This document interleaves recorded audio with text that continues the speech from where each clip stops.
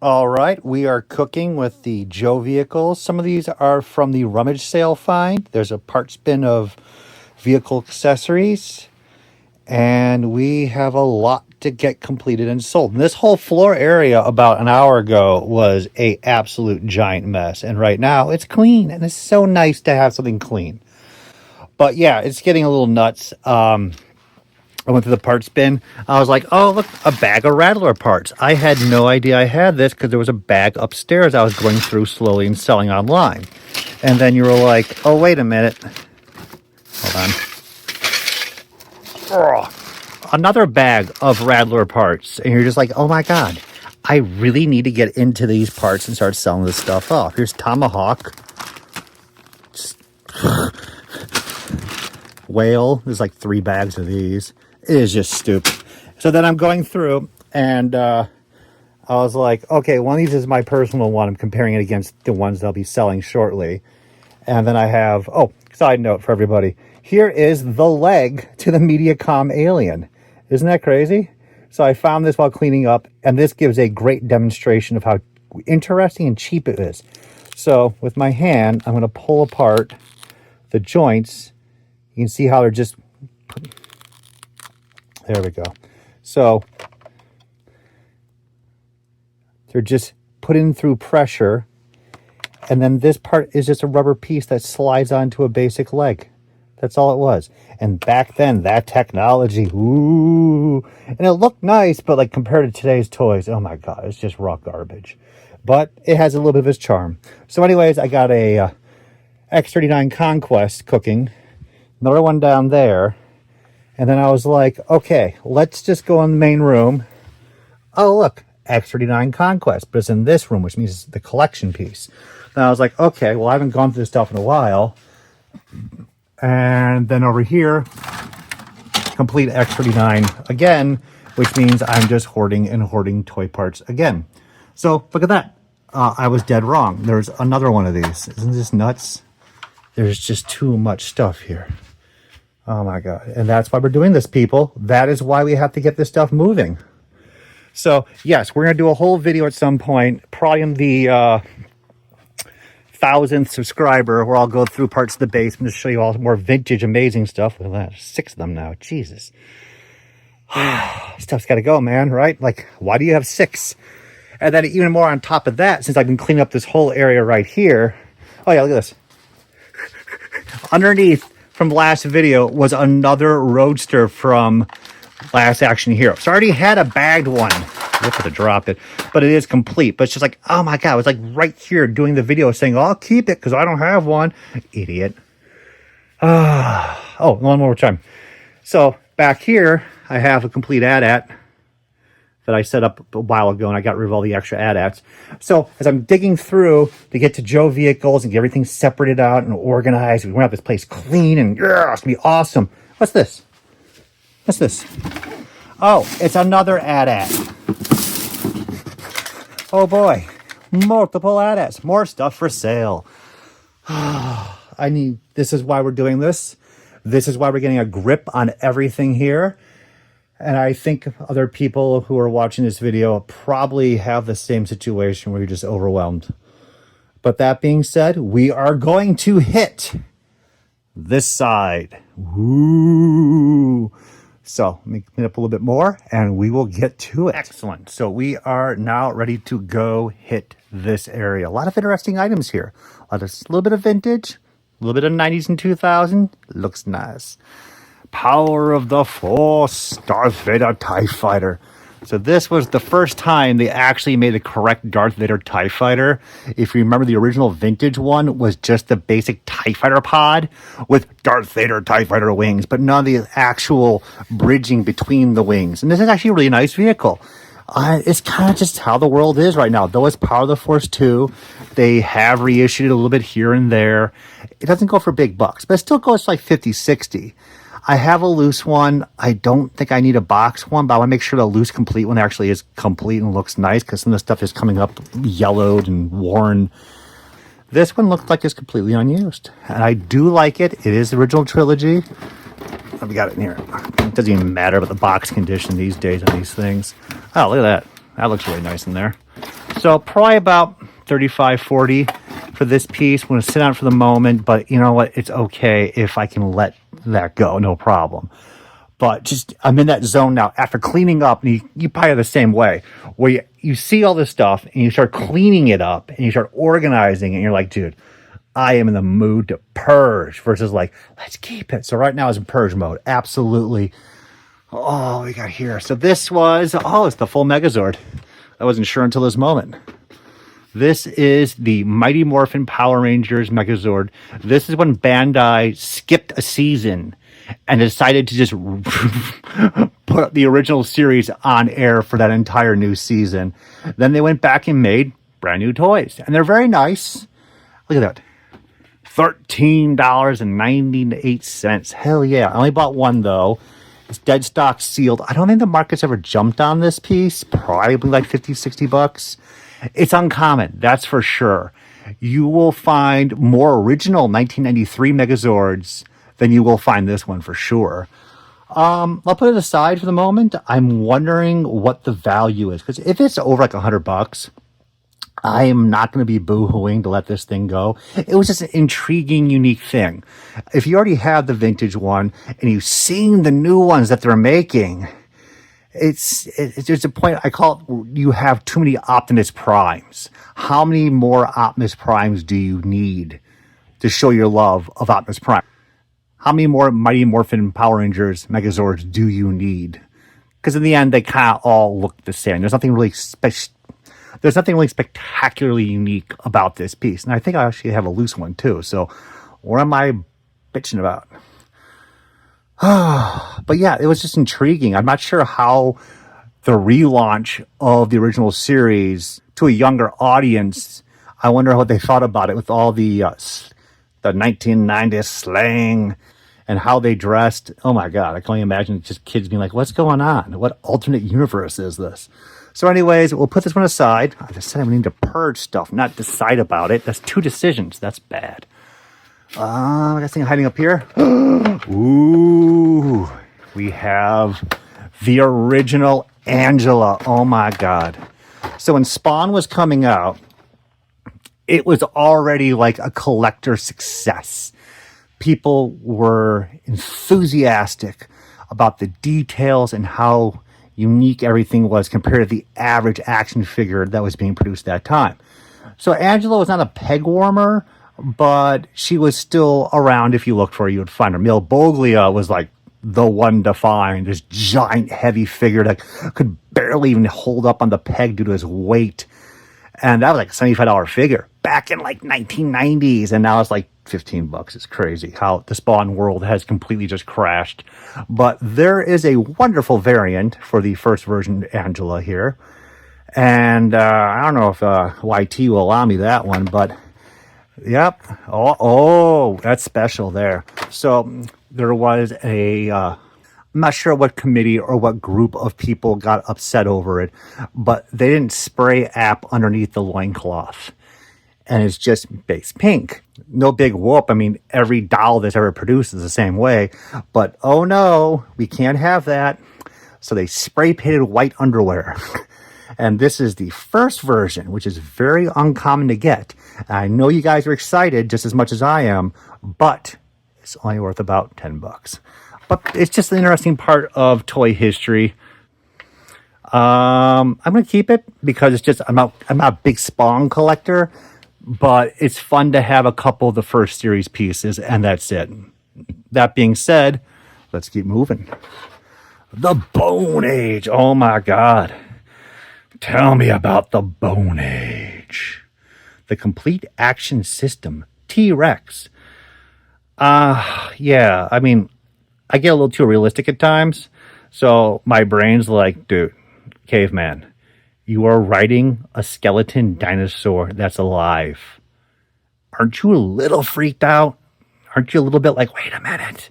Also, you're in a void. Isn't that kind of crazy? There's nothing there. No trees, no life. You're just in the void.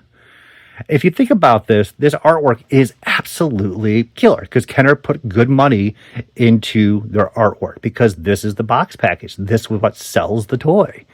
But if you look at Dino Riders, oh my God, the paintings for Dino Riders, the atmosphere that they created around that toy, the dinosaurs, the Rulons, the Valorians, breathtaking, to be honest with you. There's nothing here. There's no backdrop. It's just orange. They kept up with the base pattern of yellow and orange and black as their branding. And I think it still looks nice. It pops, but I'd like to see a little bit more than just that. So anyways, I'm ranting too much. This is what we've been talking about all the time here. So we had the Tonka Legions of Power. We have Kenner Bone Age, and every toy company was making the same thing. It's what was in Little Figures, Mask, Dino Riders, Bone Age, as well as construction systems. So you can resort your dinosaur into, what the hell, people, really? A skull bone jet bomber. So not only is you just riding a dead dinosaur skeleton that's alive, it's okay when it reforms into a bomber. Like, I know it's a child's toy. I know to play with it and have fun. I get that. But, like, my brain is just like, no, man, there's something wrong with this. This is actually still a pretty well-collected series. They're just still fun to have. They do look wonderful. Not the play value, just display value. T-Rex is the biggest one. No, I think the Brontosaurus was the biggest one. But nonetheless, this empty box runs about $20-25. The box complete is like $150. Do be careful when you buy Bone Age. The connector clips do break pretty often. So you may get a nice box piece, but they won't connect to each other. And I can get rid of that. So that's one good thing to get rid of. What else we got up here?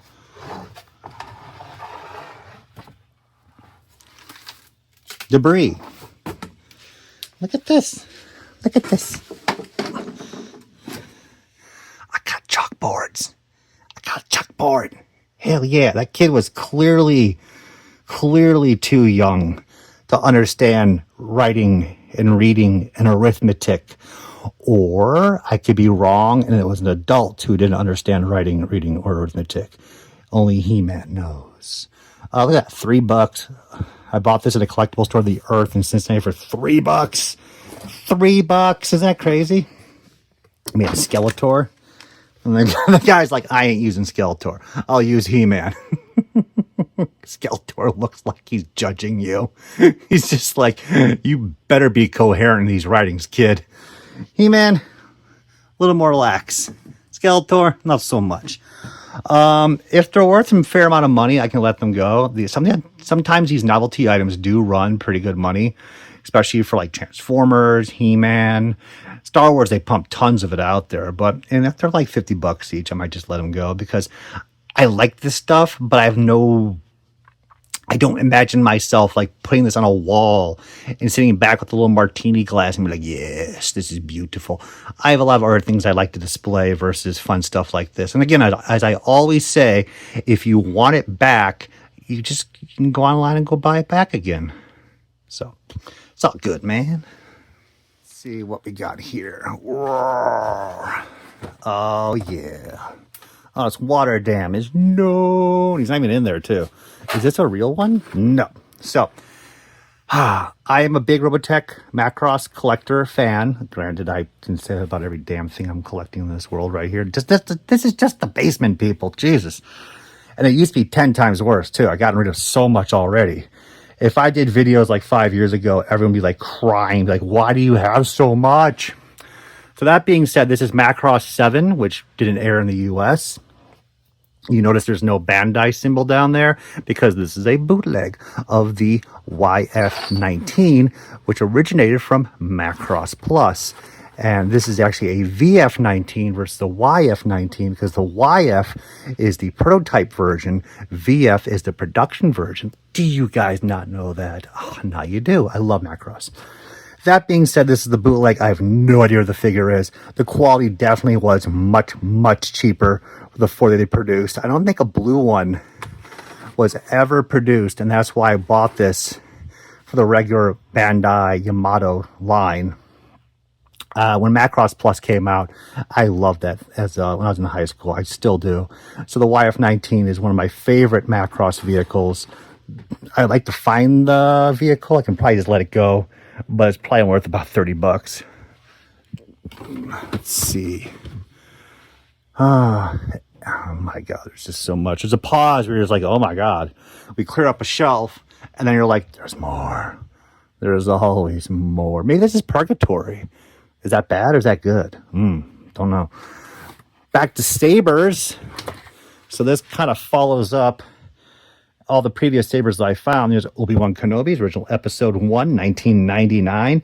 And the Sabers do have some value, but the thing is, they just reissued the same Saber for episode 2. And they reissued it again. So people like the Sabers, but no one's dying for episode 1 stuff. This is like $20. That's just how it is. That is just, you can't fight it. People kept this stuff dead stock sealed, hoping someday that this would be big money. And no, it was just a giant calamity of poor investments. Let's see, we got some Transformers. Excellent. Walmart exclusive. So anything that's early stuff like this and Walmart exclusive variants are going to be decent value. They're going to be much more uncommon. We have Beachcomber and Deadlift. So Deadlift is the forklift, which actually is really cool. And it's a homage to the GoBot spoons. So if you look down the corner on the image of the forklift, there's a MR34. That refers to Machine Robo 34, which is the designated number for the Japanese Machine Robo, which was issued in America as the GoBot spoons, hence the choice of the colors. I like the homages to these things, but I wouldn't mind just having a loose one to play with, and that's about it. The movies do suck in my opinion, but the toys, the non-movie character toys like these are much fun to play with. So we'll probably look this up, see what it's worth. It's worth like 50, 60, 70 bucks, and I'm gonna let it go. Just, or I just get a loose one later on. It's not gonna be a boo-hoo top of the list. If I break it out the bubble, then it'll be worth a lot less. Yeah, just let this stuff go. It's all good. We gotta get a good 50-50 break of keep and sell, or we're gonna have all this stuff forever. Oh, no, we'll deal with this. So here we are, once again, speculating. G.I. Joe sealed case, probably 25th anniversary, Wave 2, 2005. Jesus. If we could all go back to 2005, right, guys? No idea. I'll look up the figures in here, but most 25th anniversary carded figures are going to be about $20 each or a little bit less. I don't think anything is going to be special in here. I may have bought a fan club case and kept it sealed, but I doubt it. But if we have 8 pieces in there, you're looking at least $100. And most of the 25th anniversary Joes at this point, they're very nice, but I'm going to let them go. And I haven't hit the main tubs yet where I have most of them, but just, it's the same thing. Like, I have vintage. Do I need the world? Yes, I do. We're going to keep everything. I'm taking it all back. No, okay. We're going to sell that. Let's see. Ghostbusters. When Mattel came out with these, it was so much fun. I still think they're absolutely fantastic, but I already have them loose. And do I need everybody in these wonderful white boxes to display? No. And then when you do open them up, their package art isn't really non-existent. It's just a nice figure in a bubble, and it just says Ghostbusters. And there's a point where it's okay to have a loose collection, and you don't need everything. So I'm going to let this one go, even though I do think it's fantastic. I do think Mattel did a great job. It's okay. It's okay. Again, that stuff, like all the newer toys, if you ever wanted it again, it'll always be available. Hordes of sellers screaming to sell that piece to you, and not for that much, like what, 25, 30 bucks? It's okay. When it comes to vintage stuff, much more difficult to get your hands back on that stuff. So, that being said, let's see. We got Cloud City. I want to go to Cloud City. Oh, look at that artwork. Again, Galoob, they knew what they were doing. Package artwork, absolutely solid. Toy being displayed here. Nice bubble window to showcase what you're getting for figures in a little miniature ship. $5 discounted at Toys R Us. That is insane. Dead stock sealed. I love these series. I'm not trying to keep everything from them, even though I have a lot of them. from the original series as a kid.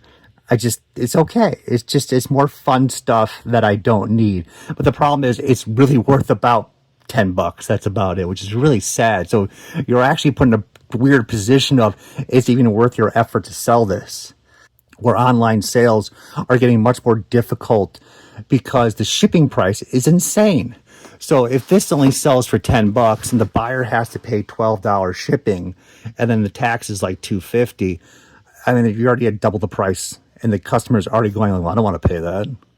So then you have to go to a show. But then again, the show is a less amount of possible buyers there versus online. So might just end up packing away for the time being and doing it for another time. But still is a lovely piece. It really is. I feel more heart to these pieces and the display capability of them than I do some of the Power of the Force 2 vehicles and figures.